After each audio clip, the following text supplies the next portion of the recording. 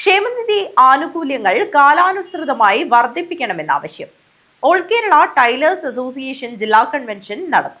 ക്ഷേമനിധി ആനുകൂല്യങ്ങൾ കാലാനുസൃതമായി വർദ്ധിപ്പിക്കണമെന്നും പ്രസവ ആനുകൂല്യം കുടിശ്ശിക 13,000 രൂപ ഉടൻ അനുവദിക്കണമെന്നും കാഞ്ഞങ്ങാട് നീലേശ്വരം ആകാശപാത എത്രയും വേഗം യാഥാർത്ഥ്യമാക്കണമെന്നും അലാമിപ്പള്ളി പുതിയ ബസ് സ്റ്റാൻഡിന്റെ പ്രവർത്തനം കാര്യക്ഷമമാക്കാനുള്ള നടപടികൾ സ്വീകരിക്കണമെന്നും ഓൾ കേരള ടൈലേഴ്സ് അസോസിയേഷൻ ജില്ലാ കൺവെൻഷൻ ആവശ്യപ്പെട്ടു.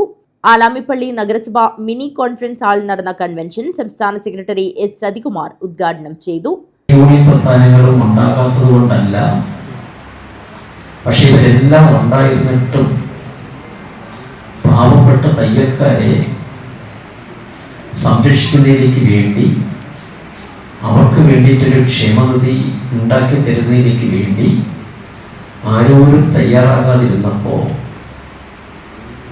സ്വയം സംഘടിക്കപ്പെട്ട് കക്ഷി രാഷ്ട്രീയങ്ങൾക്കും ജാതി മത ചിന്തകൾക്കും അതീതമായി വർഗബോധം ഉൾക്കൊണ്ടുകൊണ്ട് 81 അംഗമാലിയിൽ രൂപം കൊണ്ട പ്രസ്ഥാനം. ജില്ലാ പ്രസിഡന്റ് കെ കുഞ്ഞമ്പു അധ്യക്ഷത വഹിച്ചു. സംസ്ഥാന വൈസ് പ്രസിഡന്റ് ഇ ജനാർദ്ദനൻ സംഘടനാ റിപ്പോർട്ടും, ജില്ലാ സെക്രട്ടറി കെ വി രാമചന്ദ്രൻ പ്രവർത്തന റിപ്പോർട്ടും, ജില്ലാ ട്രഷറർ കെ ലത വരവ് ചെലവ് കണക്കും അവതരിപ്പിച്ചു. K V Kunhiraman, K K Rajikumar, T T Geetha, K V Kunhambu എന്നിവർ സംസാരിച്ചു. കെ ശശിധരൻ സ്വാഗതം പറഞ്ഞു. News bureau, Kanhangad.